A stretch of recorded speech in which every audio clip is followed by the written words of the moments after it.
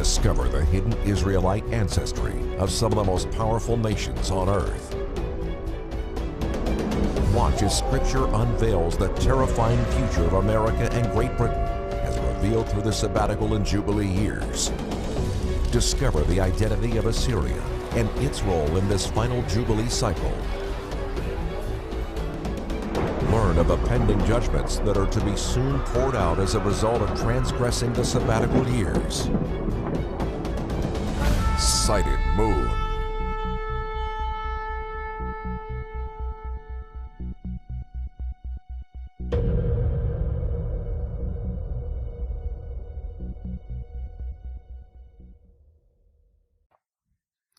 So let's get started. Who are the lost 10 tribes? Now, some of this may be old news to some of you. Some of it may be new news. But the reason, and this is the first three chapters of my next book. And I had to put it in there because of a serious discussion, and that's putting it as politely as I can, with a couple of Messianic leaders that claimed that they were two house. And I thought two house was like Judah and Ephraim, or Judah and Joseph. Well, their two house is just Judah. Judah and the other Jews. And I couldn't figure that out. I didn't understand it. So we had a pretty lively discussion about that and a whole bunch of other things.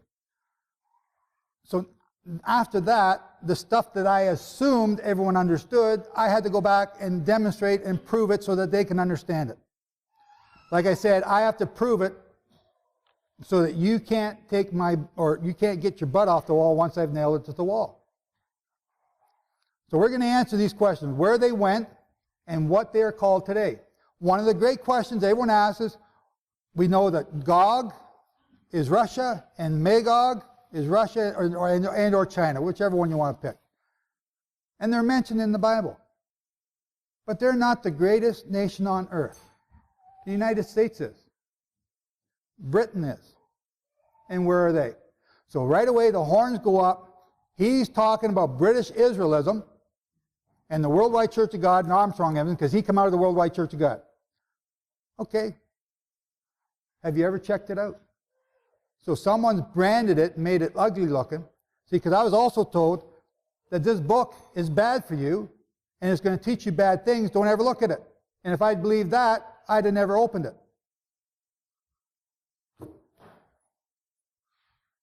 But when in 1994, I left the Worldwide Church of God. They were becoming Catholic. And I had to prove everything once again. And I proved everything with the British Encyclopedia Britannica. But at that time, the computer was just starting to come on stream. We didn't have all this information at your fingertips at the click of a mouse. So that was, you guys are so blessed to be able to have that today. You don't realize how much work there was involved going through an encyclopedia, tracing things name by name by name, which is what I did. I've searched my family tree. I've traced it all the way back to 892 AD, by name. 892. 1300 in Scotland, 892 in France, 1400 in England, Ireland back to 1500. I've done all that, name by name. And I know what the names mean. And I know where my family comes from. And I know who I am. Everyone goes around, there's that lost generation looking for themselves. I grew up in that lost generation looking for themselves. Right? They're smoking pot, doing all this other stuff, trying to find themselves. So anyway, I'm getting off on a rabbit trail. I got to stick to my notes if I'm going to stay on time, right? Yeah, tell me, point to me. Okay, so this is the boring part. We're just old news to you, but you need to understand it because I'm going to ask questions as we're going. If this is happening, this is the promise to Israel, where is that in the world? Israel became a nation at the Exodus in 1379 BC. Uh-oh. Okay, that's in the prophecy of Abraham. That's by doing that chronology of the sabbatical and jubilee cycles. It's there. Prove it wrong. Prove it wrong. If you can. But you can't because I've done the work. Yes, I'm being arrogant. I'm challenging you. I want to make you mad so that you go and do it. to shut me up if you can. Because I love you. Okay? Because I care about you. 1379, the Exodus took place. It was 42 years later, in 1337, that they crossed the Jordan and came into the Promised Land. The land of Israel was promised to the descendants of Abraham in 1809 BC, when Jehovah made the covenant with Abraham. And this is what some people say that promised land was. So when did that ever happen? Well, it didn't. This is King David's empire, 1010 BC. King David's empire spanned the world, as I mentioned yesterday. We find evidence of Hebrew writing all over the place. What's the name for iron in Hebrew? Anyone know? Hang on. Anyone else? Glenn. Barzil. BZL. Guess what country is called Barzil? What? Oh, I thought you said Israel. Yeah, Brazil. Brazil. Why? Because it's the iron capital of the world to this day. And King David named it because of the iron that was taken there. Northern Michigan, I mentioned this yesterday, right? They took the copper. They took that copper out of Northern Michigan to make the temple. And that copper is still in King David's tomb beneath the temple where the temple used to be. And I've seen the entrance to it. But I'm not telling anybody where that is. At the death of Solomon, 930 BC, the United Empire split between the king of Israel and the king of Judah. Now, most people have a brain cramp about this time and think that everyone is a Jew. That's an Israelite. That's like saying everyone in the United States is a Tennessean. All Tennesseans are Americans, but not all Americans are Tennesseans. You understand that? All Jews are Israelites, but not all Israelites are Jews. The 10 northern tribes are 10 northern tribes, and they were called Israel. Judah was called Judah. They were not called Israel after this separation. Why? Because the blessing of the name of Israel went to the tribe of Joseph. You need to understand that if you want to understand prophecy, because too many people are blind and say all Israelites are Jews. No. All the Israelites are in Judah, in the state of Israel today. No. Israel and Judah went to war against each other. So you guys can read some of this as I'm talking. I'm just going to glance and just carry on. We're going to try and make up some time. Okay? So we got two distinct people that are mentioned in your Bible, and they go to war against each other. Israel fought against Judah. Judah fought against Israel. It's in your Bible. They are not the same people, but they are the same people. Understand that. They are, like Tennesseans are Americans, but Americans aren't Tennesseans. Not all of them. So here's the 10 tribes. This is the way they're laid out, and that's the magnitude of their empires before they went into captivity. So in Genesis 15:4, and see the word of Jehovah came to him, saying, this one is not your heir, talking about Ishmael, but he who comes from your own body is your heir. And he brought him outside and said, look now forward toward the heavens and count the stars, if you are able to count them. And said to him, so are your seeds. I'm even having a hard time reading that on my screen. Genesis 12:2. And I shall make you a great nation, and bless you, and make your name great, and shall be a blessing. And I shall bless those who bless you, and curse him who curses you, and in you all the clans of the earth shall be blessed. So this Manasseh tribe in northern India is more numerable than all the stars in heaven, right? No. Those tribes that they're finding in China are more numerable than all of heaven. No. Remember these blessings that are to come to Israel.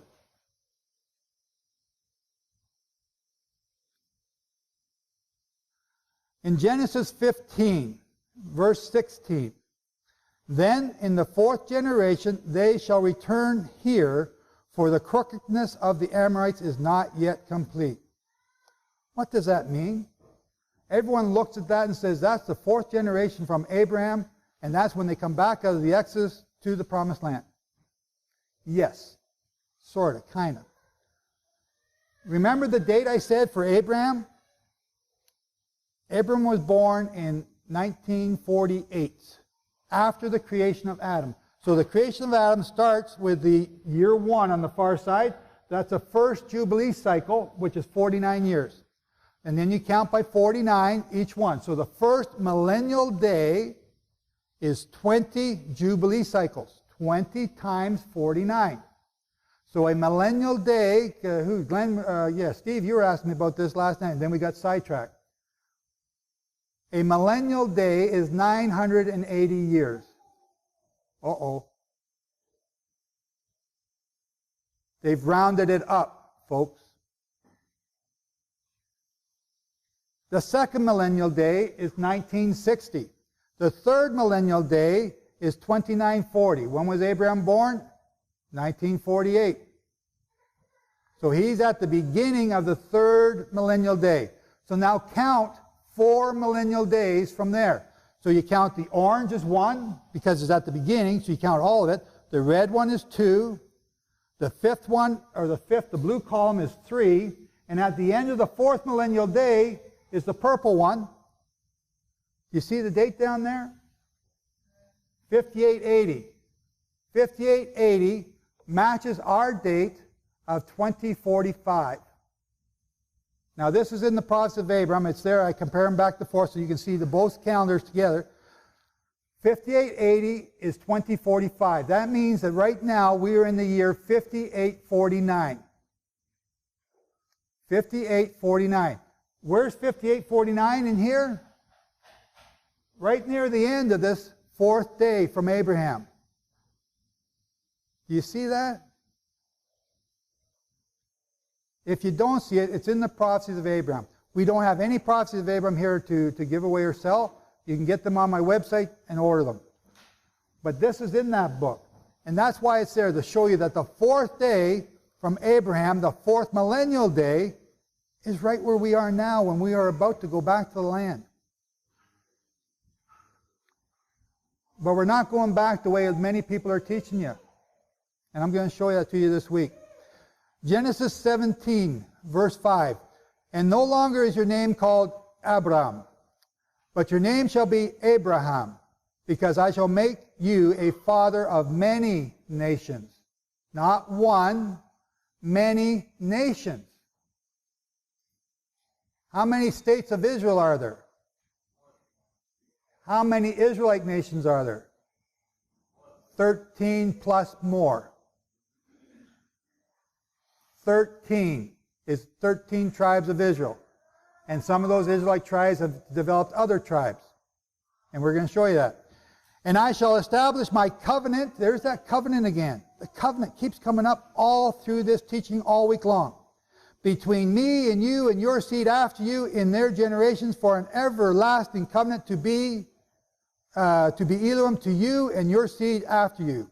And I shall give to you and your seed after you the land of your sojournings, all the land of Canaan, and an everlasting possession, and I shall be their Elohim. A great nation, multiple nations. Where is that if it's the Jews? Okay, the state of Israel and the state of New York. Doesn't fly, folks. Doesn't fly. Genesis 25, here's another blessing. Now Abram gave all that he had to Isaac. But to the sons of the concubines whom Abram had, Abram gave gifts while he was still living and sent them away from his son Isaac, sorry, my Hebrew's bad, eastward towards the land of the east. Isaac inherited everything. What I'm going to show you today is that there are tribes named Isaac. In history, in your Encyclopedia Britannica. All you got to do is open it up and look at it. All you got to do is hit Google because this information's there. Now, let your seed possess the gate of their enemies. So the Manasseh tribe possesses the gate of their enemies, right? Judah possesses the gate of all their enemies. No, not even Judah does this. Here's a gate.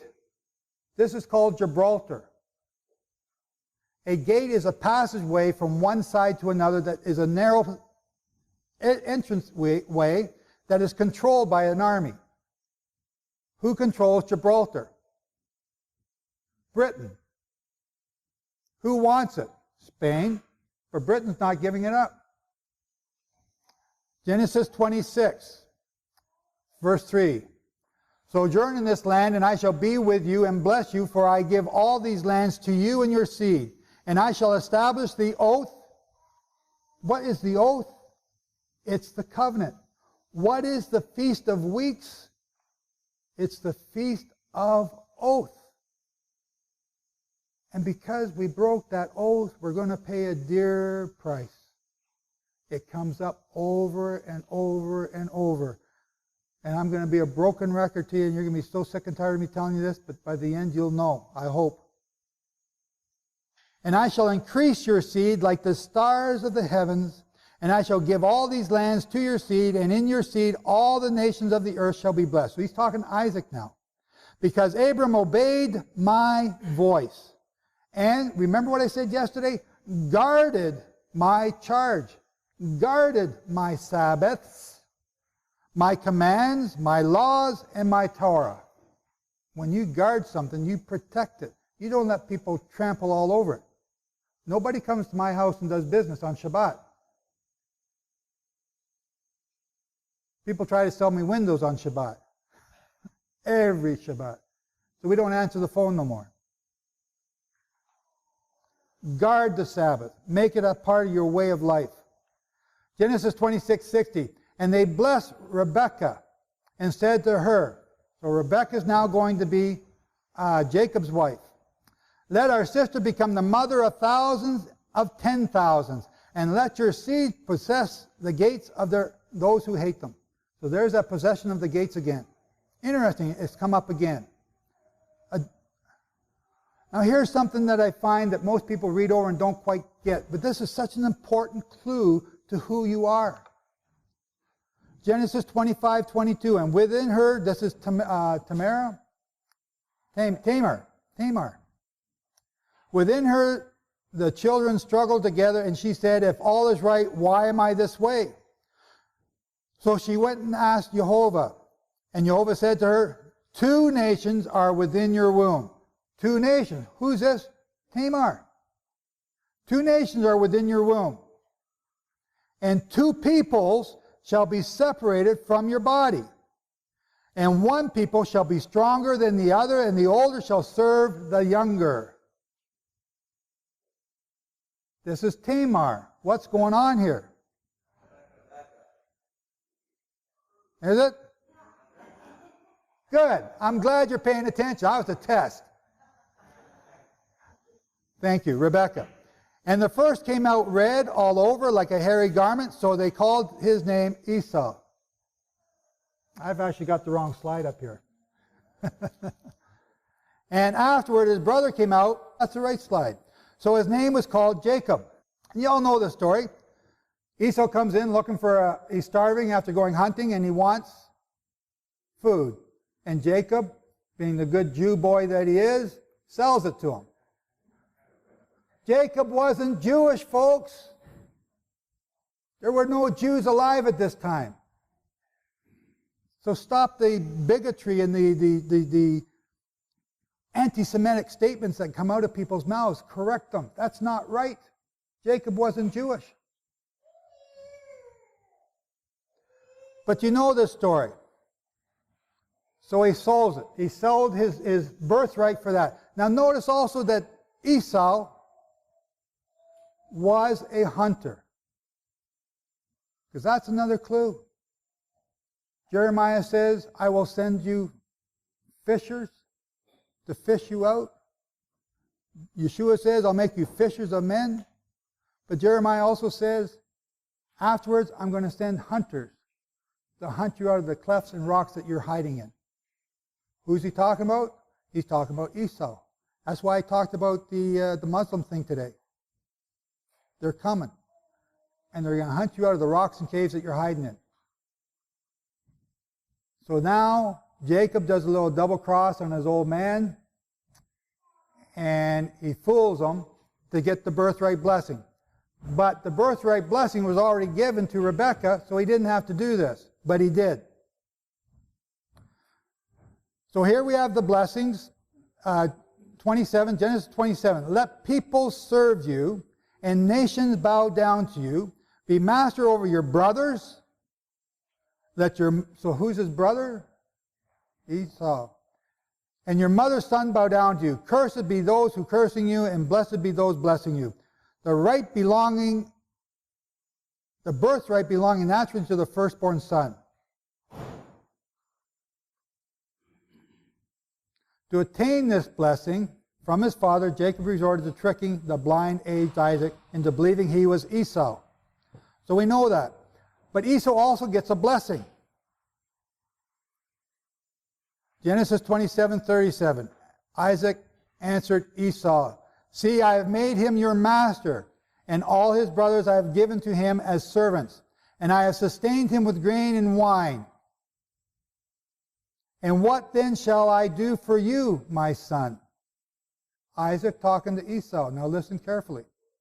And Isaac his father answered and said to him, see, your dwelling is of the fatness of the earth. They got all the oil. And of the dew of the heavens from above. And by your sword you are to live. And serve your brother.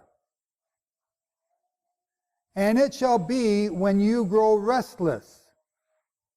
What's on the nightly news, folks? When you grow restless, that you shall break his yoke from your neck. Esau is getting restless right now. It's called the Arab Spring. It's still going on. It's going on in Syria. This stuff is happening right now. And you're all going, I don't know about you, but the ones I see, wake up. Wake up. And Isaac called Jacob and blessed him and commanded him and said to him, do not take a wife from the daughters of Canaan. Arise, go to Padan Aram. That's where I have my vineyard right now. That's so cool. To the houses of Bethuel, your mother's father, and take a wife for yourself from there, from the daughters of Laban, your mother's brother. And Jehovah bless you and Genesis 28:3. And Jehovah bless you and make you bear fruit and increase you, and you it shall become an assembly of peoples. What's an assembly of peoples? A commonwealth. A commonwealth. Where's that in the world? Where's the Commonwealth of China? Where's the Commonwealth of Russia? Where's the Commonwealth of India? The only Commonwealth I know of is Britain, of which Canada, one of the greatest nations on earth, is a part of which Australia, one of the second greatest nations on earth, is a part of. And New Zealand, no one here from New Zealand, is one of the last greatest nations on earth, of which the United States and all those rebellious Yanks are also a part of. Because the Loyalists stayed with England after the war. And we're going to show you where you got your name from. So Jacob goes out to get his wife, and he falls asleep, and he has a dream, and he sees this ladder going up to heaven, and he sees the angels coming back and forth, and Jehovah tells him these promises again. You can read that in Genesis 28. But he takes that stone, and he anoints that stone. And you'll read about this stone throughout your Bible. The pillar stone that all the kings of Israel had to be anointed on. And Jacob set it up. It's a column in Elohim's house. This is a stone in Jehovah's temple. I am the El of Bethel, where you anointed the standing column. See, even Jehovah took notice of this column. This is a very special column. Here's Bethel. See it in relation to Jerusalem. And Jehovah, Genesis 35, verse 1, and Elohim said to Jacob, Arise, go up from Bethel, and dwell there, and make an altar there to El, who appeared to you when you fled from the face of Esau your brother. And Jacob said to his household and to all who were with him, Put away the foreign mighty ones that are among you. Who had them? Rebecca. Or Rachel. Rachel. I'm getting my women all mixed up today. That's okay, it's early. I'm allowed to be dopey too. And let us arise and go up from Bethel, and let me make there an altar to El. We're looking for that altar right now. We found one at the two mountains, the mountains of blessings and cursings. I was on the wrong mountain last year. So they put away all their idols, and they kept on going. Let's see. So here we read of that pillar again in 2 Kings 11. And he brought out the son of sovereign and put him on the diamond, put on him the diamonds and the witness, and they set him up to reign and anointed him, and they clapped their hands and said, Let the king live. Long live the king. You say that every time you elect a president. No, you don't. We do. Long live the queen. We say that in Canada. Because it's a tradition that started right here in 2 Kings. And Athaliah, that wicked woman that I told you about yesterday, those 4 people that were removed, blotted out, Athaliah heard the noise of the runners of the people, and she came to the people into the house of the Lord, the house of Jehovah, and looked and saw the sovereign standing by the column, by that stone that Jacob had slept on. There it is, right there. That's where they anointed the king. 2 Kings 23:1, and the king sent, and they gathered to him all the elders of Judah and all of Jerusalem. And the king went up to the house of Jehovah, and all the men of Judah and all the people of Jerusalem with him, and the priests and the prophets and all the people. This is a big deal, what's going on here, from the small even to the great. And he read all the words of the book of the covenant. Oh, there's the covenant again. Which was found in the house of Jehovah, so that they could hear it in their ears. And the king stood by the pillar, the column, the same stone that Jacob slept on, and made his covenant before Jehovah. They made the covenant before the stone again. What is the stone that Jacob had? Where is it today? That stone was just taken from England back to Scotland. That's what these people are doing here. It's a big deal in Scotland. How many of you are Scotch? See, I wouldn't admit it too much because they're pretty dang stubborn. How many of you are Irish? Oh, so that takes care of the Scottish people. How many of you are English? How many of you are Newfie? We win. Newfoundlanders, for all you guys who don't know what a Newfie is. We're the funny people from the far eastern coast of Canada. This rock is important in Scotland. And they say this rock came from that column. And it's got broken half. Now there's 2 of them. And if that rock ain't underneath the throne of the queen or the king when he's anointed, they aren't the king or queen.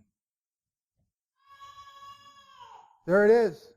There's the rock under the throne of King James that all the kings and queens have been sitting on since that time. The Liaphale does not translate as big stone, and it is Gaelic. And Steve and I were talking about Gaelic last night. It's called the Stone of Destiny, Jacob's pillar. And there's a myth that goes with it, that it would cry out beneath the king who took the sovereignty of Ireland. There's another myth, that a red-headed freckle boy will come by and the stone will cry out. That's an Irish myth. What's that mean? What's that got to do? Well, didn't Yeshua say when he's walking up to the temple to shut those guys up? Don't let them call you the Hosanna. He said if they don't do it, the stones will do it. What's he talking about? He's talking about the stones.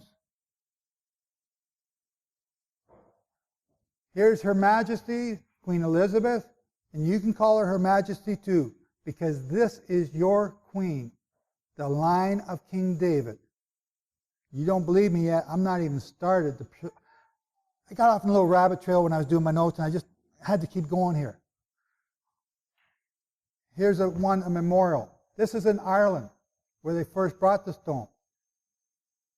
Guess what part of Ireland? What's the part of Ireland always in trouble? The Northern Irish. But that's where the stone is. Why? Oh. It's in Tara. Tara is in Northern Ireland. Okay, I got to chew my tongue off here and stay to my notes because I don't want to get too far ahead. Otherwise, I can be done in 5 minutes and you still won't believe. I got to present you the proofs. I got to prove it to you.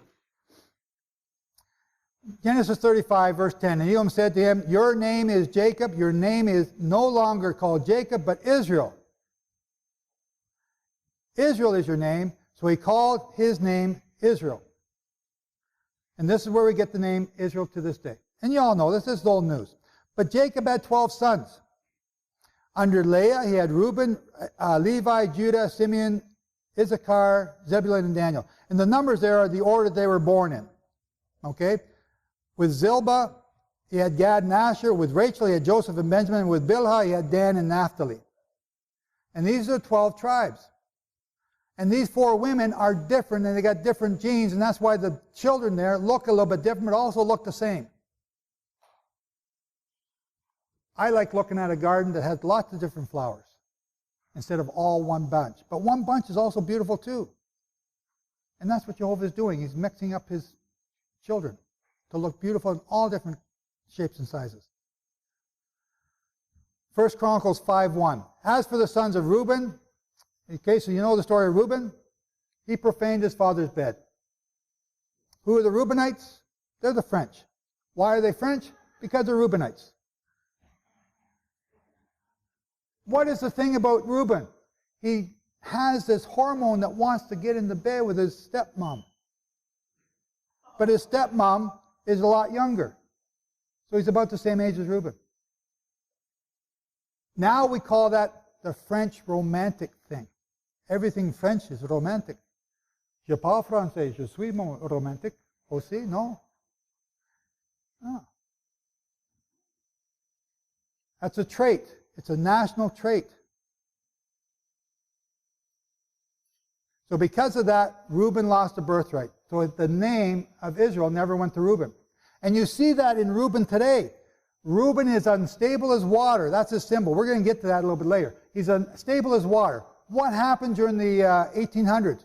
Reuben, the firstborn, took over almost all of North America. What's that, the Louisiana Treaty? Was that what happened? What? Louisiana Purchase. How much did you guys pay for that? Yeah, not too much. It was in Canadian funds. Okay, so Reuben had this land. You all could be speaking French right now. Some of you got French names. Mr. Côté, Monsieur Dumont, that's c'est moi. When the French come down, they came down the Mississippi, and my ancestors were one of the first ones down the Mississippi River. It's recorded in our history books in Canada. That's awesome. They seen this land in its prime. Then the Americans took over and wrecked it. Little shots. Okay? Genesis 48:15. This is another blessing. This is a blessing of Jacob on his 12 sons, but now he does something different. The firstborn of Joseph was supposed to be blessed with the right hand. But Jacob, he's old, he's senile, and he goes, right? You've read the story.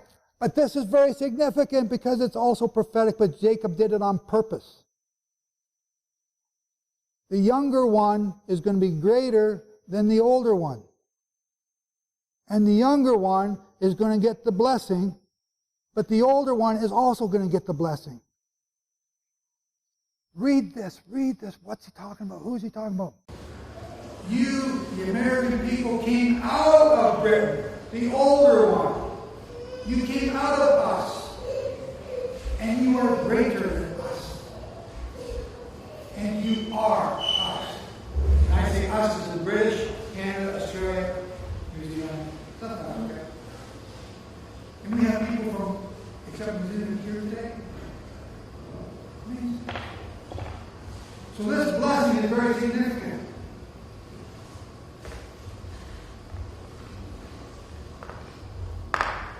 And Joseph got upset and tried to stop it. What did Jacob say?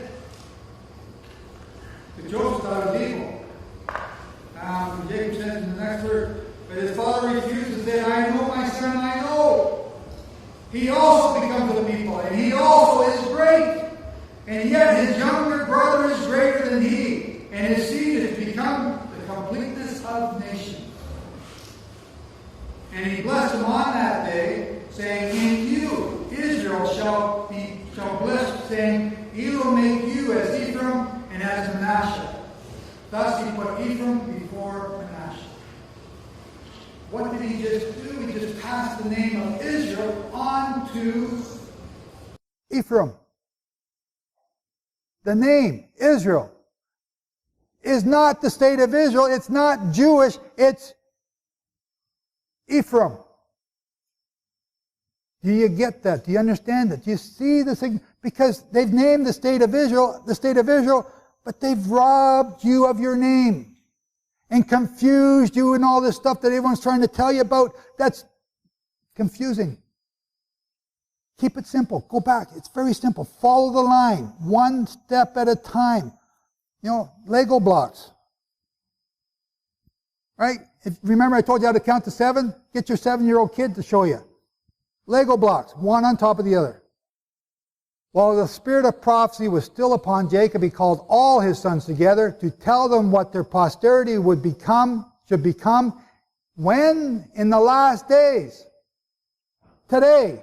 The last days. Among other prophetic utterances, of which we shall speak later.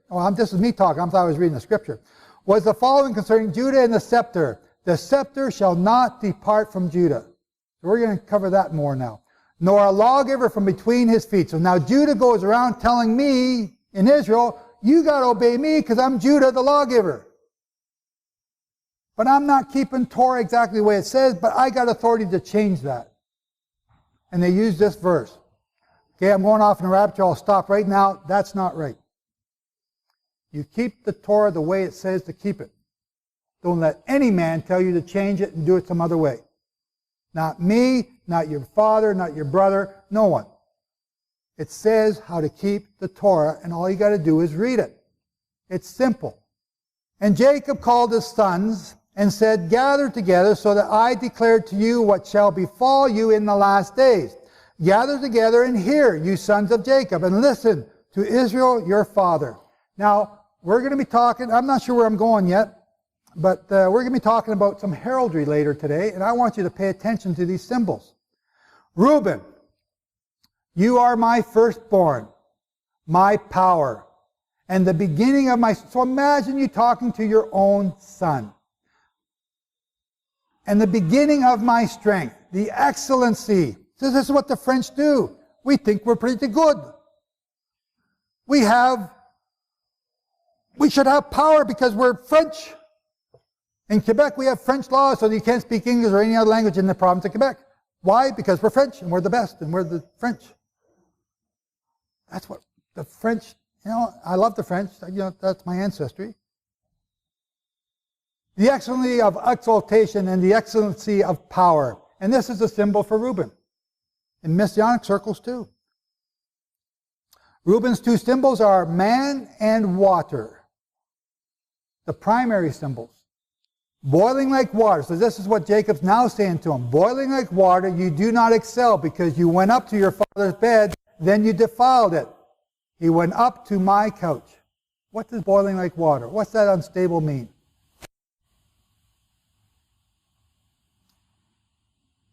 If you look at the French government, how many parliaments have they had? How many constitutions have they had? Lots. Unstable as water. They keep mixing things up because they can't fix it and say, that's it, that's the way it's going to be. No, we're going to change the next election. And we're going to have that next election in 2 years instead of 4 or 5 or 6. That's the French.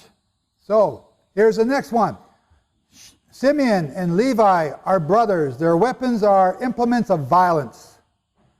Let my being not enter their council. Let my esteem not be united to their assembly, because they slew a man in their displeasure, and they lamed an ox in pleasure. Cursed be their displeasure, for it is fierce, and their wrath, for it is cruel. And I divide them in Jacob, and scatter them in Israel. Wow. How many of you are Simeonites?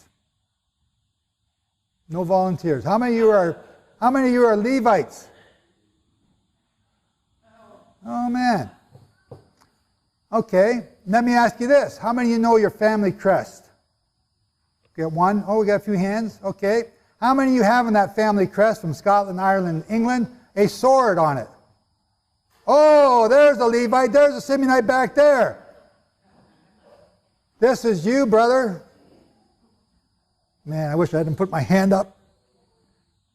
But Simeon had a great nation. And you all know the history of that. Let me tell you who some of them are. The Trojans. The Trojans. Some of the best military men in the world are Simeonites. We need Simeonites in almost every nation because they are our military strength. That's what they're good at. See, I'm good at organizing stuff.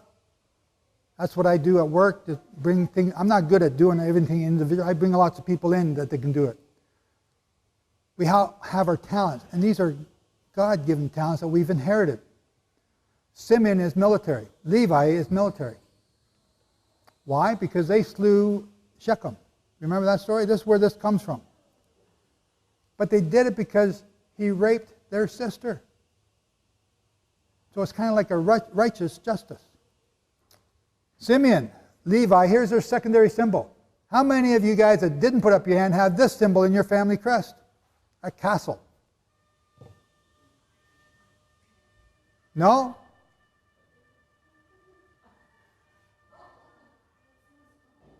That's a great phone call. Okay, for you guys who can't hear this on the video, somebody's phone is sounding like the trumpet blast, and we all just stopped and listened. And awesome. And now someone's leaving with a real red face. I got to get that on my phone, but I still got a flip phone. Here's another symbol for Levi. A castle. And you'll see that on family crests all over the place, because Levi and Simeon are scattered amongst the 12 tribes. How many of you got a lion on your family crest? This is a symbol for Judah. And you see that in Israel today, the Lion of Judah. Right? And you, Judah, your brothers praise you. Now count, pay attention here, count. Your brothers praise you. Your hand is on their neck, is on the neck of your enemies. Your father's children bow down to you, before you. Judah is a lion's cub. And the prey you have gone up. From the prey you have gone up, my son. He bowed down and he crouched like a lion, and a lion who does not rouse him. The scepter shall not turn aside from Yehudah, nor a lawgiver from beneath his feet until Shiloh comes. And to him is the obedience of peoples. Binding his donkey to the vine and the donkey's colt to the choice vine, he washed his garments in wine and his robes in the blood of grapes. His eyes are darker than wine and his teeth whiter than milk. Here's a clue. How many times do they say lion? Or 3 times. That's why they got 3 lions on there. Right? That's a symbol. That's a symbol for Judah. You ever see these symbols anywhere? Yeah? No? Yeah? Yeah? Come on. Yeah? They're everywhere. Not just in Judah. Who said England? Right. Zebulun dwells in the seashores. He is for a haven for ships, and his brother is unto Zion. And that's his symbol. So now we're going to get into some of the lesser brothers. That the symbols are a little bit harder to identify and put your thumb on it. But this is what people are coming up with. Issachar is a strong donkey lying down between 2 burdens, and he saw that a resting place was good, and that the land was pleasant, and he inclined his shoulder to bear the burden and became a subject to slave labor. Now, that's a strange blessing. But this is, you're not looking at a person now, you're looking at nations. What nations are doing this? Finland. Finland. Hey, we got a Finn back there. Did I tell you who Zebulun was? I didn't mention that. Any Dutch here? No Dutch? Come on, there's got to be Dutch people here. Wooden shoes, wooden head, wouldn't listen. Ah, there's one. All right, she recognized herself. But that describes all of Israel. Stubborn, stiff-necked. All of you. All of us. Zebulun is Holland. They push back the sea. They suck the choice minerals out of the sea floor. Dan. Dan's symbol, what's that symbol look like to you? Dan rightly rules his people as one of the tribes of Israel. So what's Dan? He's a judge. What does Daniel mean? Judge? Does it not mean judge in Hebrew? Dan is a serpent by the way, an adder by the path that bites the horse's heel so that his rider falls backward. And guess what? One of the other symbols for Dan is a white horse. Who are the Irish? This is your symbol. The eagle. Dan. Who are Danish? Danish is Dan. Because Dan named everything after their father Dan. Everywhere you find a Dan, the Danube, the Dnieper, the Neisse, is Dan, Denmark. They're Dan. Gad, a riding band raids him, but he raids its heels. Now there's a weird blessing. Any Swiss? No Swiss? They suspect this is Switzerland. Bread from Asher is rich, and he gives delicacies of a sovereign. So here's the national trait for Asher. This is Belgium. Belgium. It's a cup that you serve to the king. Naphtali. I like Naphtali. You're going to laugh here in a minute. Naphtali is a deer let loose. He gives words of elegance. So he speaks wise words. What's a deer let loose? Naphtali breeds with anything that moves. You find the remnants of Naphtali all over the place. Northern India. You know where the caste system comes from in northern India? Or India? You got the blacks, you got the browns, and you got the light scudder. And they call this religion that they keep Abram. It comes from Abraham. It's been perverted after the years, but that's what they do. Why? Because the Naphtalites mixed in with the northern India's people. Naphtali also went over to China. I'm getting ahead of myself. But then they moved up to Norway and Sweden. The equality of the sexes in Sweden took hold long before many other countries experienced the same trend. The incidence of premarital sex exceeds 90%, and divorce is granted on almost any grounds. Much pornography comes out of Sweden. And when I told you about Eastern Turkey and the Muslim people looking at blonde women dancing around singing, they see Swedes. Benjamin is a wolf that tears. In the morning and eats prey, and at night he divides the spoil. Who has a wolf as their symbol in your family tree? Okay, the Australians come from England, right? They were the prisoners that they didn't want in England, so they shipped them all to Australia as prisoners, and they let them go down there. England was invaded by the Vikings. The Viking symbol is a wolf. A lot of the Vikings are Benjamites. Here we go. Joseph is an offshoot of a fruit-bearing tree. An offshoot of a fruit-bearing tree by a fountain. His branch run over the wall. Pay attention to this one, because this is going to come back later. And the archers have bitterly grieved him, shot at him and hated him. What are archers? What are modern day archers? Missiles. So what's a bow? The missile launcher. Who's Joseph? I'm saying it's you and me. His two sons, Manasseh and Ephraim. Joseph is going to be grieved by missiles. Do you see that right here? Read it again. And the archers have bitterly grieved him, shot at him, and they just love Americans all around the world. No. The only place that you guys might be loved is Canada, because everywhere around the world, you're hated. Sorry to tell you that, but you are. You are the great Satan. The little Satan is Israel, your brother, Judah. Why is that only those two countries are hated in the world? Because you're related. And this is what I'm trying to show you. These things are related, you're related, and that's why you're hated. Yeah, maybe some of your government policies are kind of, well, okay, Joe, they pack heat here, shut up.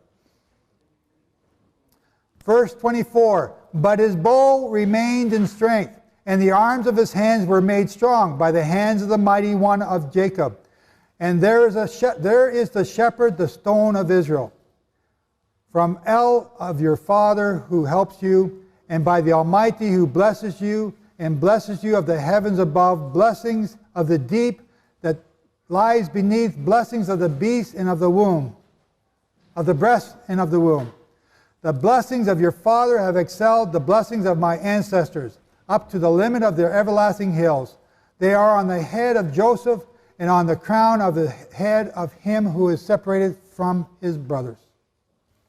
This is a great blessing that we have been given. And there's the symbols for Joseph. A bull and a unicorn. How can a mythical symbol of a unicorn become a symbol? Because the unicorns all missed the boat with Noah, so they shouldn't even know about them in this day. But if you look in your old King James, the unicorn's mentioned there many times, and when you look it up, it's a prophecy.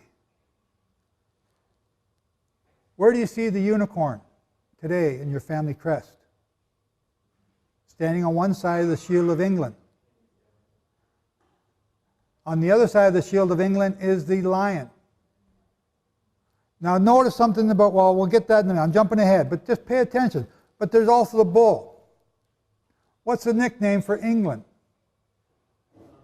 John Bull. That same symbol of John Bull is called Uncle Sam. Same symbol. Go figure. They're brothers. Joseph is an offshoot of a fruit-bearing tree. Oh, I just read that. Here's the other symbols for Joseph.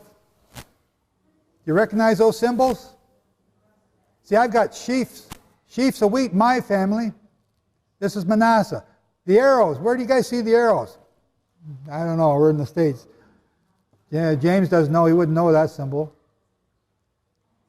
I don't know, maybe. Where do you guys see the olive leaf and the branches and the olives?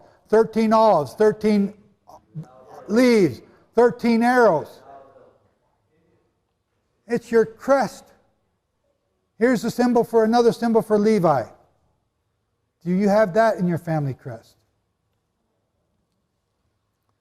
There's the unicorn. There's the lion. That's the symbol for England. Notice that the unicorn is chained to the ground. Why?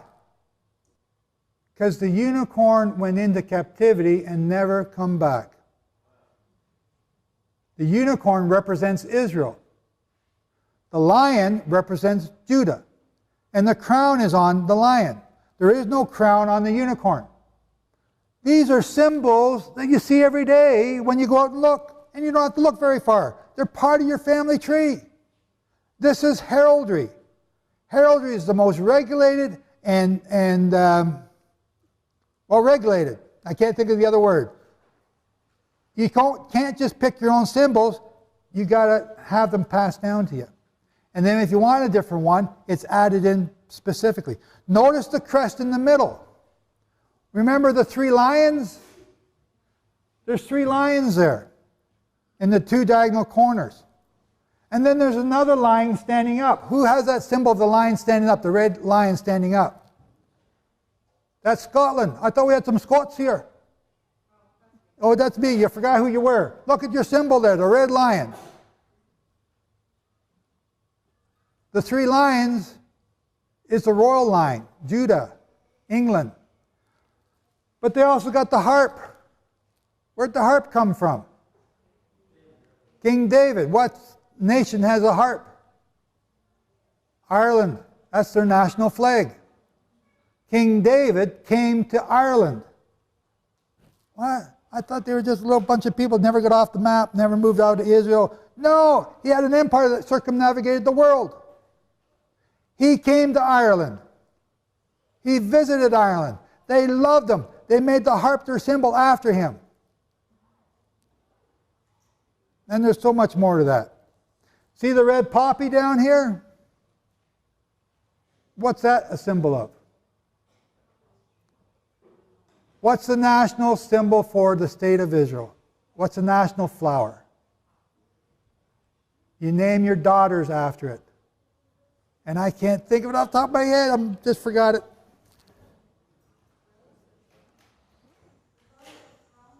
Say what? Help me out. The Rose of Sharon?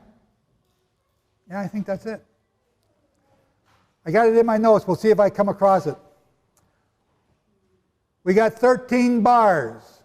We got 13 olive leaves. We got 13 arrows. Why do we have the Star of David above the eagle's head? Do you see the Star of David there? In the stars. But something even more incredible. The Star of David, the stars are inside a Shekinah, the cloud that covered the mercy seat. How do we get that symbol here for the United States, the bunch of Yanks that rebelled against the King of England? The 13 colonies. Why did you have 13 colonies? Jehovah's trying to show you something on an ongoing basis. You're part of the 13 tribes of Israel. How did we get 13? What happened? Oh, yeah. Joseph was changed to Manasseh and Ephraim, and they became Jacob's sons. So instead of 12, there's 13. Right? It's not just Judah. 13 stripes, 13 founding states, 13. Unlucky number 13. No, it's 8. It's a very blessed number. Okay, here's the Royal Coat of Arms for Scotland. I got to read this because I really want you to learn this. When I found this was wow. In the book of Revelation, and referring to himself, Yeshua says, I am the Alpha and Omega, the beginning and the end, the first and the last. The significance of this is that Alpha and Omega are the first and the last letters of the alphabet of the Greek language in which the New Covenant, New Testament was written. And by using them as a name for himself, Yeshua is emphasizing his identity with the one eternal and everlasting Jehovah, the first and the last of all things. Because we're talking about something that's right there in front of your face, and you don't see it.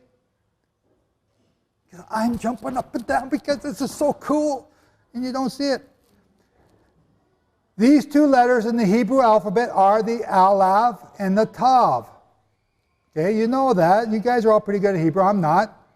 And in the original Hebrew, the alphabet the original Hebrew alphabet, the Aleph, appears as a diagonal cross as an X, such as the white X in the blue flag over top of the unicorn. And the Tav is an upright cross, such as the red cross over top of the lion. Thus, when combined as a symbol to express the idea of eternal Jehovah, they would appear like the cross on Britain's shield and the flags of Britain. They're also on the Celtic and Israelite flags of northern Spain and the Union Jack. In Or Torah, which is the name of a book, O-R Torah, by Rabbi Dov Ber, B-E-R, the Maggid of Mezerich, he explained first words of Torah, Bereshit bara Elohim et. Okay, I'm very bad at Hebrew, so please forgive me. Genesis 1:1. In Hebrew, Bereshit bara Elohim et. Note that the et, E-T, is an untranslatable word used to indicate that a definite direct object is next. Bereshit bara Elohim et. Thus, there needs to be an et before the heavens and the earth. But Dov Ber, the author of this book, points out that et is spelled, listen carefully, the et is spelled Aleph Tav, an abbreviation of Aleph Bet. Aleph is the first letter of the Hebrew alphabet. Since Jehovah did this before creating the heavens and the earth, the letters are considered to be the primordial building blocks of the creation, of all creation. The Aleph is the X being held by the unicorn of Israel, and the Tav is the cross being held by the Lion of Judah. And this is the symbols of the Union Jack of Great Britain. It's right there, who you are. And these symbols of the Union Jack in Britain and Great Britain and the Lion of Judah are everywhere in England. A covenant people.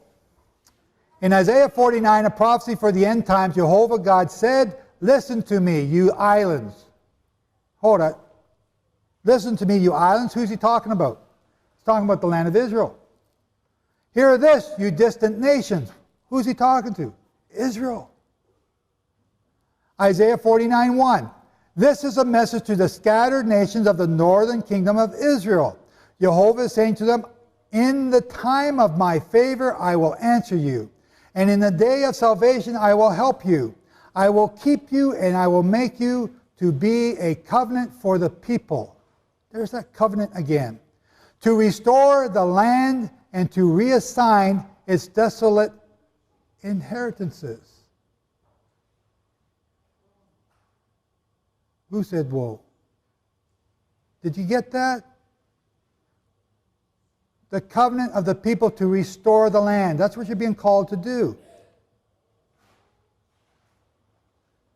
In the Hebrew for the word covenant is, and I got it over top there, is berith.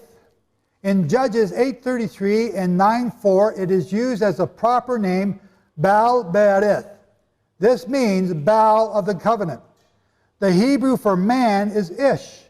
And if we take the Hebrew word, which means covenant, and the anglicized you come up with the Brit-ish people.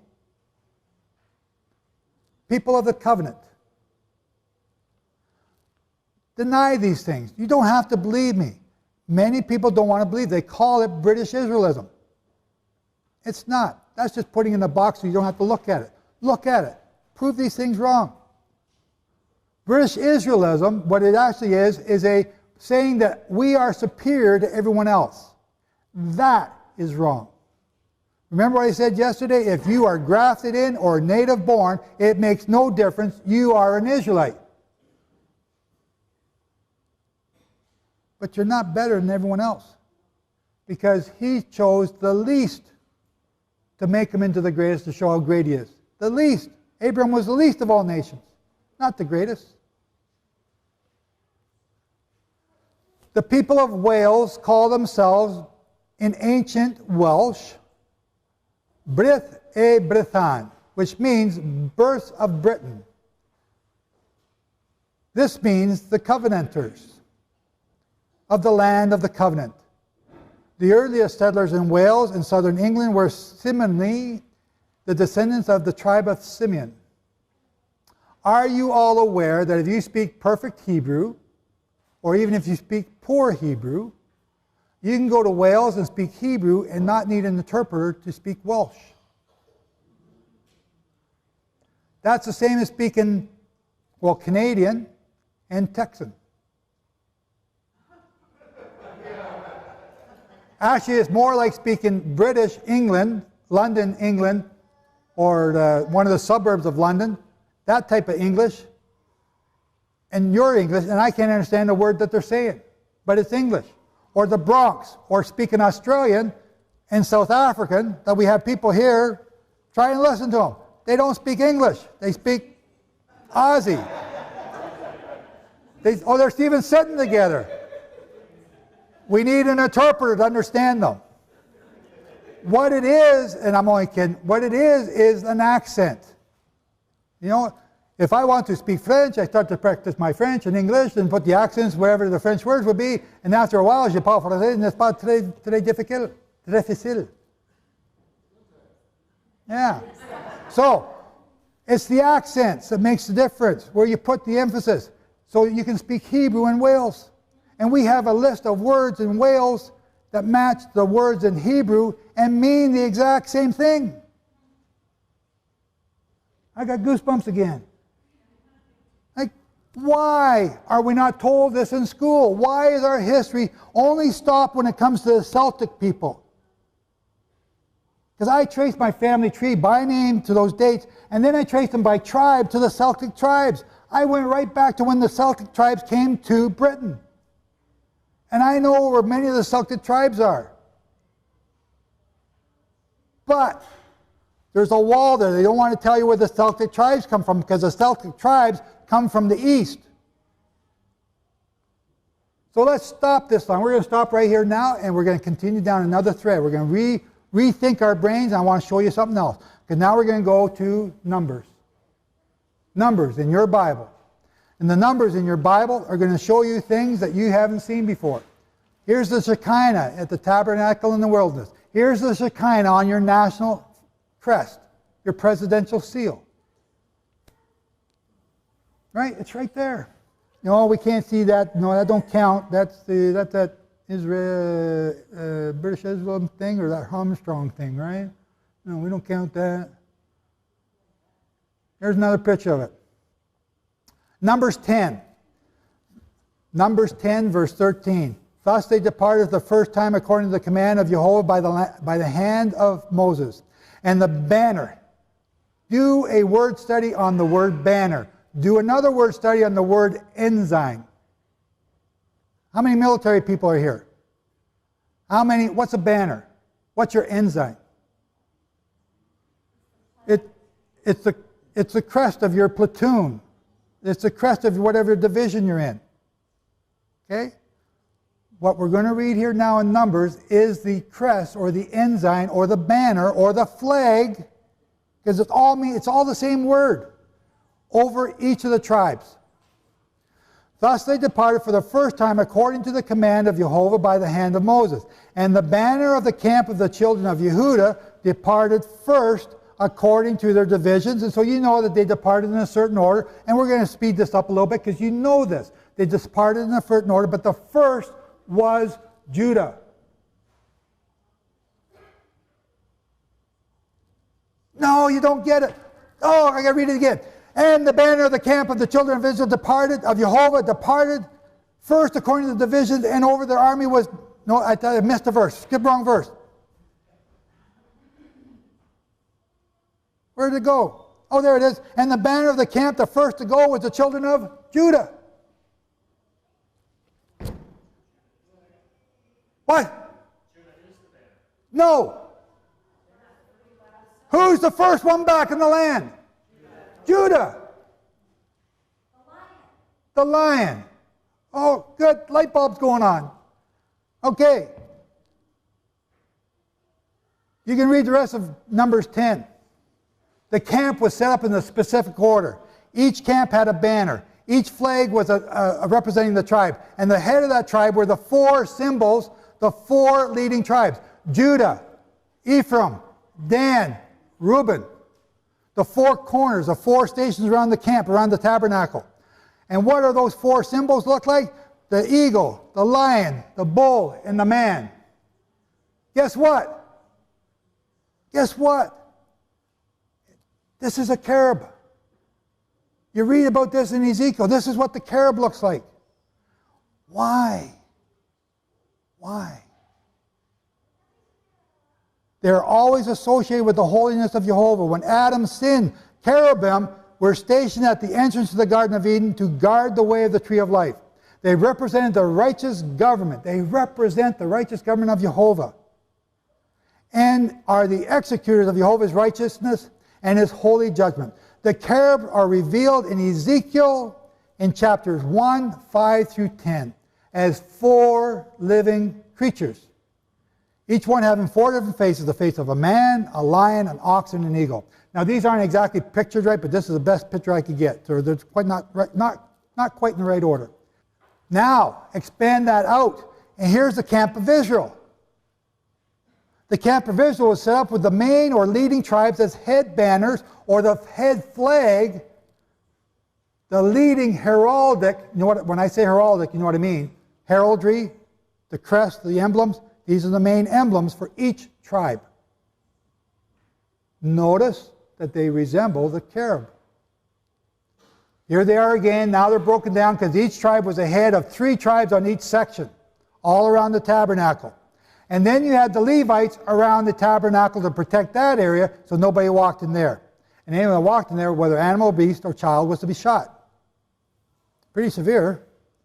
Numbers 2:2, the children of Israel are to camp, each by his own banner, each by his own flag, each by his own ensign, beside the sign of his father's house. Let them camp around the tent of meeting at a distance.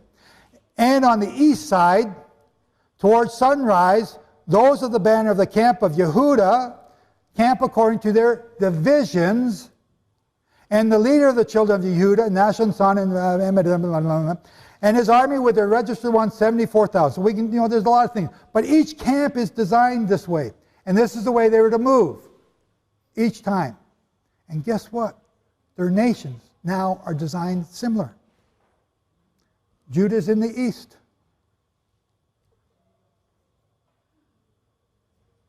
Right? It's kind of amazing. So now we got to stop that. I'm just, I gave you a little taste there. I got to stop now. I got to go someplace else. Because before the Exodus, something took place. We have other migrations to learn about. We have Moses, who came and took the people out of Israel. But before Moses came, there were other Exodus. And you read in the Chumash, however you say it, that 30 years before the Exodus, Ephraim tried to leave on their own because they calculated the 430 years to be 400 years. And they left 30 years early, and they got slaughtered by the Philistines on the northern highway into the Promised Land. Why did Moses take the southern route? Because the northern route everyone was so afraid of taking because they got killed there before. Just 30 years before. Utterly slaughtered. And Ephraim was devastated. Read that in the footnotes of your Chumash. Now, who is Danis and Cadmus? Again, open up your encyclopedia. It says, Encyclopedia Britannica, do not believe the British Israelism, do not believe Armstrongism. Prove this yourself in your own encyclopedia because it's right there. Don't believe me, I'm just Canadian. We already know everything. You guys just haven't figured it out yet.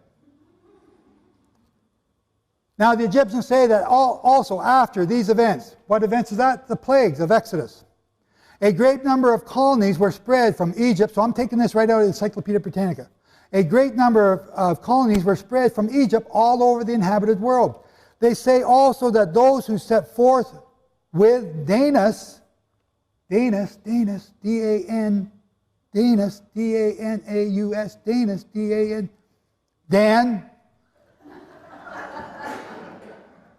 Danish, likewise from Egypt, settled what is practically the oldest city of Greece.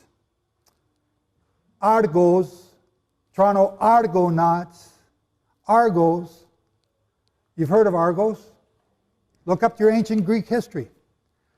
And that the nations of Colchi, C-O-L-C-H-I, in Pontus, and that of the Jews, which lies between Arabia and Syria, were founded as colonies by certain immigrants from their country. So here's an Egyptian record in your Encyclopedia Britannica comparing the people of Argos and other colonies in Greece and comparing to the same Jews that settled in the eastern Mediterranean. They're the same people. But they're using different names for them, and then people go astray and get lost. And this is the reason why it is a long-established institution among these peoples to circumcise their male children. But that's done away according to the New Testament. That's why these people circumcise their children, because it's a custom that they were taught by Jacob, Abraham, Isaac, Jacob, all 12 sons taught their sons. That's why Ishmael teaches their sons to do it. Circumcise their male children, the custom having been brought over from Egypt. Huh. They were captivity in Egypt. This is where we're talking from. This is before Moses got there. And we got a great story here to tell. Even the Athenians, they say, are colonists from Sais in Egypt. This is the history of Diodorus of Sicily by G.H. Oathfather, Volume 1, Books 1 to 2, 1 to 34, pages 1 to 34, 1933, page 91. I'm not making this up. It's right there in your history books. Hecataeus, therefore, tells us, so this is another historian, that the Egyptians, formerly being troubled by calamities, what's that about? The Exodus, in order that the divine wrath might be averted, expelled all aliens. See, they're trying to cover up that Moses actually took them all out. So we gave them authority to go. No, Moses took them. This is the Exodus. Expelled all aliens, gathered all aliens to gathered all. See, I had trouble doing this on the video. It's only one line, and I couldn't say it. It took me 30 takes. Expelled all aliens gathered together in Egypt. Of these, some under the leaders of Danis and Cadmus migrated into Greece, others into other regions, a greater part into Syria. Syria is what they call Israel today, meaning Palestine. Oh, there's the note there. Their leader is said to have been Moses, a man renowned for wisdom. Who's saying this? Hecataeus, an ancient historian. Hecataeus. H-E-C-A-T-E-U-S. Look him up. Another author, Mueller, in his work Fragmenta Historicorum Graecorum, which is in Latin, also relates these events as recorded by the pen of Hecataeus Abdera. So this is in the 6th century that this is being recorded. That's not British Israelism. This is 6th century. The calamities referred to here are obviously the plagues which Jehovah God brought. Okay, we know that.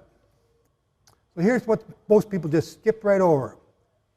2nd Chronicles or 1st Chronicles is a boring book. Just names and places and births, and it's the most fascinating book in the Bible. Oh, the whole Bible's fascinating, but this is one of those, well, if you're talking about that subject, it's one of the most fascinating subjects. Here's the sons of Zerah. Who's Zerah? See, when I got mixed up before, it was Tamar. Tamar dressed herself up as a prostitute and attracted Judah to have sex with her. Am I allowed to say sex? Okay.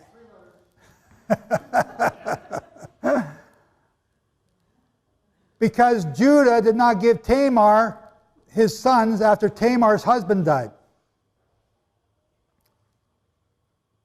The children came out. One put out his hand. That was Zerah. Then he pulled his hand back in, But before he did, the midwife tied a thread around his hand, pulled his hand back in, and out pops Phares. And she said, what happened here? How'd that happen? Right? You know the story. So out pops Phares, and Phares is a line that goes all the way down to King David to Zedekiah, the last king of the Phares line. So, the question I ask you, is God a liar? King David shall not lack a king to sit upon his throne. Where's the king? Where's the king of Judah right now? It's not in the state of Israel, but they're thinking of trying to make one. That's going to turn out really, really bad if they do. Zerah stuck out his hand, tied a thread around it, and that symbol of Zerah, I can't tell you yet. But Zerah had 5 boys. Zimri, Ethan, Herman, Galcol. Remember, we've already talked about Galcol and Dara. Galcol and Dara are the ones that left Egypt. So there's a scripture there. You can read that. King Solomon in 1 Kings 4:30. I never noticed this before. Well, I've noticed it when I was doing the notes, but Solomon's wisdom excelled the wisdom of the children of the east country and all the wisdom of Egypt. Solomon was the wisest man that ever lived. 1 Kings 4:31. For he was wiser than all the men, than Ethan the Israelite, and Haman, and Galcol, and Darda, the sons of Mahol, and his fame was in all nations round about. Why did Solomon have to say he was wiser than these 5 men here? Because these men were full of wisdom and understood prophecy and understood things, and they were brilliant. And they developed all these other nations that came out of there. So here's another list of names. Okay, and we got to pay attention to these names if you want to understand who's who. And his descendants were called Zerahites, and Ezrahites, and Ezrahites. They have different names, different spellings. Numbers 26:20, 1 Kings 4:31, 1 Chronicles 27:81, and 1 Chronicles 27:11. They all have different spellings for the same name. And it's these names that are passed down through generations. The migrations out of Egypt led Danis and Cadmus and Exodus. So stop here. Stop. What's going on? Why are they leaving? Are they trying to fulfill the commandment that 430 years after you're going to leave? No. Ephraim did that and he got slaughtered. But this was before that. What's going on here? We read in the Bible that Joseph says to his brothers, do not fear. I'm not going to kill you. Right? And I'm going to probably come up to that in a minute, but I got it out of order here, so now I'm guessing what the scripture, I don't know what the scripture is. The rumor going around the camp is that as soon as Joseph dies, our sons are going to slaughter you and your sons for having caused Joseph all this pain and suffering that he went through when he was thrown into captivity and sold into Egypt. So rather than take the chance, because that rumor is starting to sound true, we're going to get up and leave. So Galcol goes first. Darda goes next.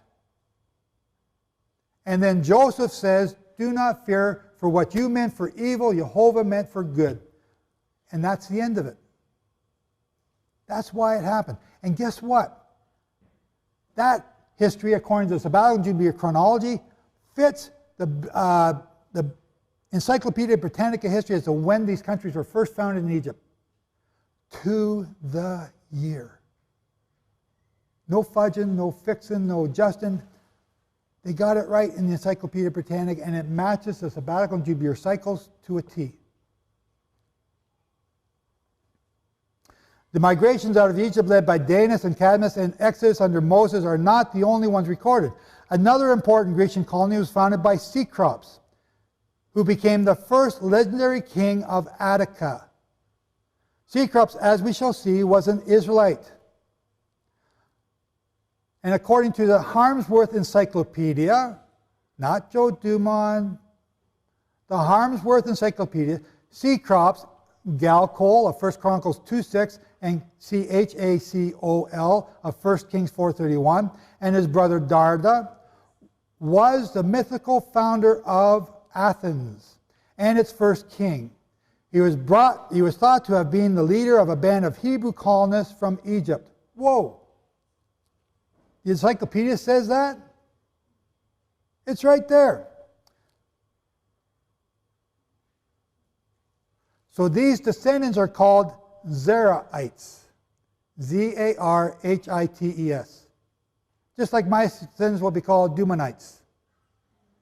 And yours will be called whatever you are. Israelites. Did these bands of Israel refugees stay in Greece and Asia Minor? Or did they migrate further to distant lands across the sea?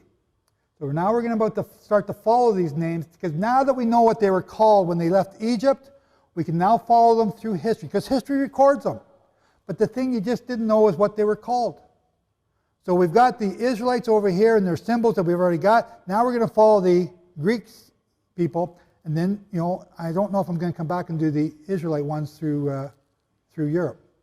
So according to Euripides and the Greek geographer and historian Strabo, these are where the people of Danis and Galcol lived. And these are what they called themselves.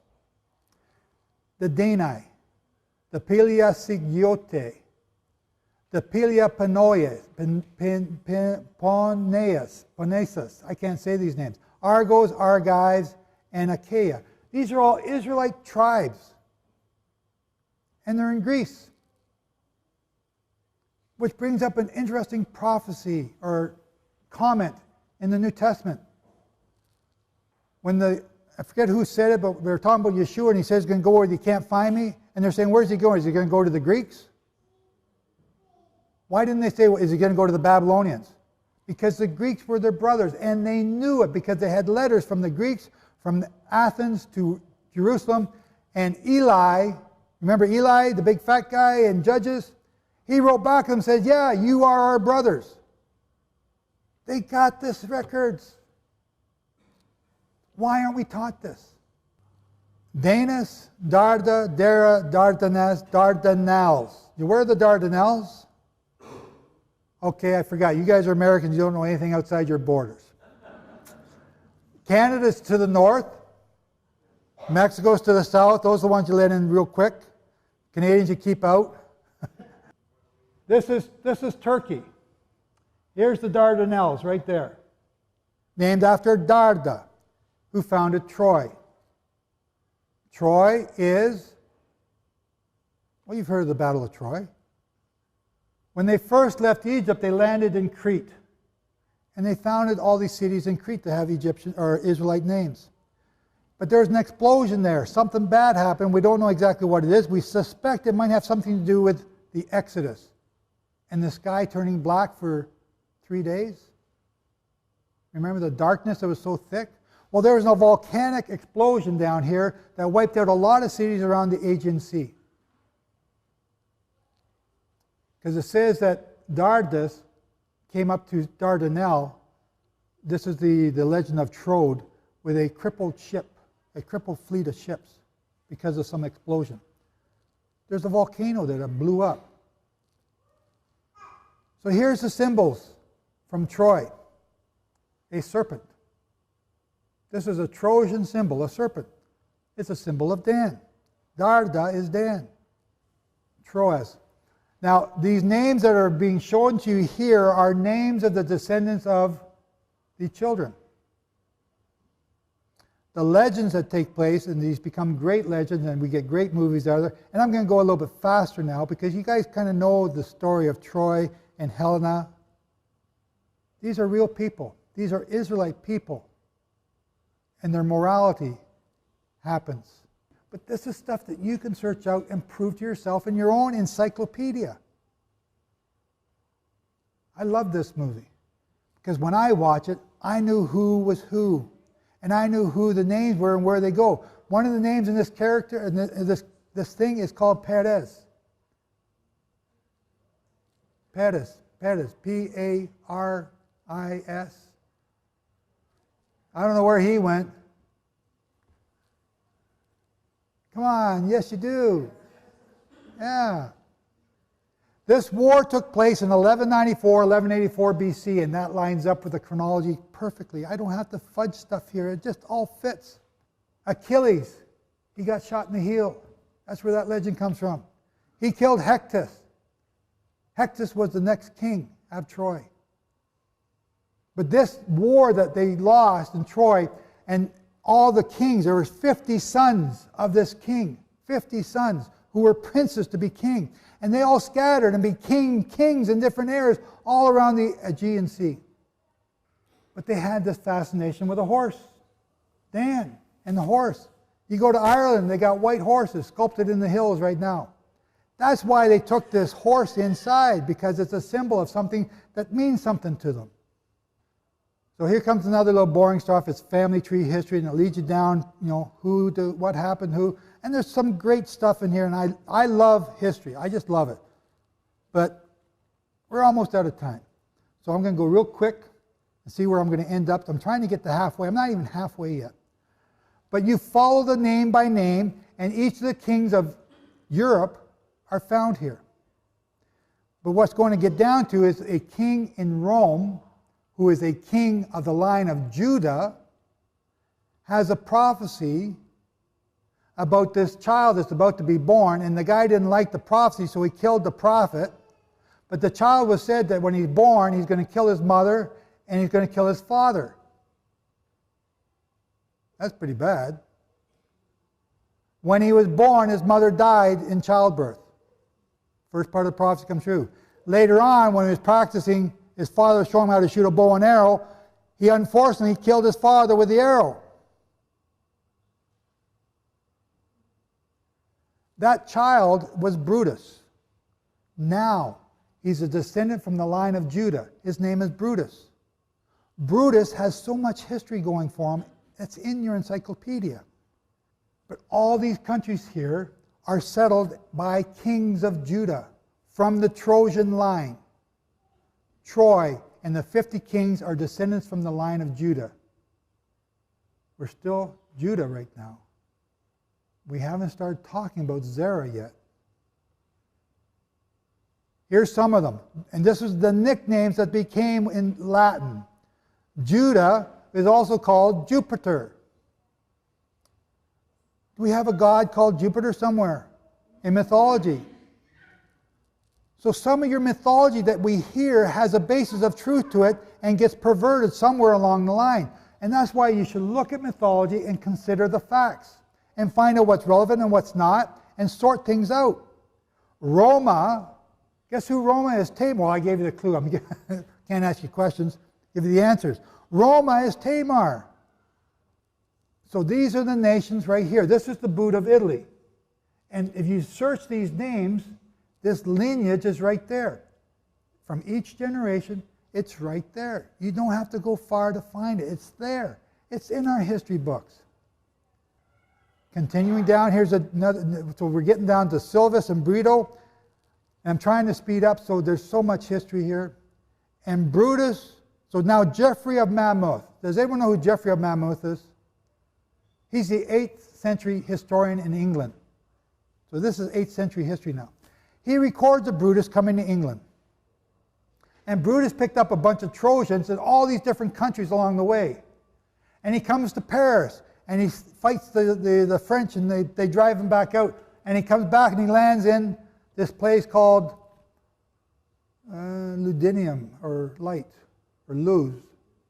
Luz, London, Ludinium. Now it's called London. Lundium, there we go, thank you. I'm skipping my notes. I'm trying to go a little quicker now because you guys are all looking a little peaked. London, he founds a place in London. In the center of London to this day is the Church of St. Paul, where Brutus founded and placed the stone. And it has this history in it that is so rich. And it's our history. And you check some of these places, and he landed in these places. My family tree comes from Devon and Somerset. And guess what? Yeshua lived in Somerset during those years that he's not in the Bible. How do I know? Because when you go to Somerset, and I got people that live in Somerset that read the newsletter and they tell me about it, there's a place there that talks about Yeshua and all the things he did. There's a little island down here called the Island of Wight. Guess who came there? Joseph of Arimathea, the uncle of Yeshua, uncle of Mary, the great uncle of Yeshua. So when Joseph died, the last known record of Yeshua, he's 12. When Joseph died, he took Yeshua with him and became his stepfather. And those boats that went around the Mediterranean and the Atlantic, it took 3.5 years, they took Yeshua with them. Their first stop was the Isle of Wight for lead. You need lead to make iron for the Roman army. Joseph of Arimathea was a proconsul for Rome. Proconsul for Rome. How could he go to Pilate and not get killed? Because he's a proconsul for Rome, which meant he's the most powerful man in Jerusalem. And he was also on the Sanhedrin. So he had these two things going for him. That's why he could go and claim the body, because he's both a relative, a proconsul, and on the Sanhedrin. But he took Yeshua here, and they have a song in the Isle of Wight, in the tin mines of Joseph. And they have a song about Yeshua. They have stained glass windows with a boy in a boat with Joseph of Arimathea coming to England. The boy, he's got red hair and a red beard and freckles. It's Yeshua. North American Indians got the same legend of a young man coming there to tell them about what's coming. I got calendars from Michigan describing the crucifixion of Yeshua, talking about him coming beforehand and telling what's going to come, and then pictures of a crucifixion afterwards that the Indians made in Michigan, just outside Sarnia. And the ruins are still there. Here's the St. Paul's. This is where Brutus' first capital was, in Londinium. Here's the stone inside there that describes these things and has all this history with it. And it's all right there, but people don't want to talk about it. So in the British libraries are all these old documents which have this history, and it's there. And these documents have been copied, and they're now online. You can read them. Okay, so I'm going a little bit quick, but prove this stuff. So then we come to the history. And you can take your history and genealogical, a direct line from King David down to the King and Queen of England this day. It's there. I can trace my family tree all the way back to Adam and Eve. I have to go by tribes for a few hundred years, but I can do it now. And I wasn't trying to figure all this stuff out to figure out who Israel was. I was just trying to find my family tree. This is the King of England who knew of his Trojan bloodline. It's one of the only kings of England that admitted it. So let's take a break now. Let's go and have lunch and let you guys go and think, is this guy nuts? Or is this stuff really real? And are we really the tribe of Joseph, of the 12 tribes of Israel, and also the ones that bear the name of Israel? Because that's what I'm telling you. So this afternoon, if you show up and come back, I hope you do. I'm still going to be here, and we're going to show you some more things, I hope. And I think it'll go faster because most of it is just pictures. Okay? Thank you. Joseph F. Dumond explores every question about the sabbatical and jubilee years in Remembering the Sabbatical Year 2016. In order to understand the truth, you have to expose those things that are not true. What is left is then the facts. Remembering the Sabbatical Years examines all the theories put forward as to when the sabbatical years were, and then using your own Bible shows you how to be able to prove it for yourself. Once you do this, then you too can understand prophecy and in what season the Messiah is to come. Filled with groundbreaking insights, Remembering the Sabbatical Years of 2016 is both a source of wisdom and practical knowledge on an important yet complex subject and a necessary guidebook for prevailing through today's times. The creator of the universe has set upon his creation a construct of keeping time, and within that construct of keeping time, he has also given certain instructions. These markers of time have everything to do with prophecy as well, for they are the language by which boundaries are set and milestones are crossed. Prophecy affects every living human being on the planet, and so the reader becomes the main character in this book. We have, for all the world, an example of a people who kept and also did not keep the Sabbath years as instructed, and you will see what happened to them in each of these cases. You cannot afford to be ignorant of these things. The curses for not keeping the sabbatical years are happening now all around us, and they are getting worse. We are to wrestle with the Word to get the truth. Get your copy today and begin to understand world events today from a biblical understanding. We're here listening to Joseph Dumond's teachings on the sabbatical years. So far, it's been very informative, and he really puts it in a good format that's pretty easy to understand. His teaching has been unique, not like anything else that I've listened to. Joseph has definitely been shown something that every believer needs to know. You'll be amazed to see what he has come up with. All the things that we have been just introduced to by Joseph has been an incredible thing, and there's so much research that he has done for us. As I read his material, I thought, yeah, this makes sense. This makes sense. And Joseph Dumond, I believe, does a really good job of going step by step and showing how there's cycles and they all seem to line up. This is the answer, and it seems as though it's been hidden for many, many years. But we're getting so close to the end. He's the only one I've seen that's got the numbers that seem like they add up. They work with the sabbatical years and Jubilee cycle. He's really waking some people up out here. It's really good for the younger people to get this message, because we are the future. In general, I agree with the findings that Joseph has come up with. Don't take my word for it. Go and test it and try it for yourself. Anyone who's ever taught Hebraic roots, whether they be in just churches, wherever they are, or in study groups or life groups, or in the media, or have written books, listen to this sabbatical and Jubilee year teaching by Joseph Dumond and get on board. Sighted Moon. For articles, videos, and updates, visit sightedmoon.com.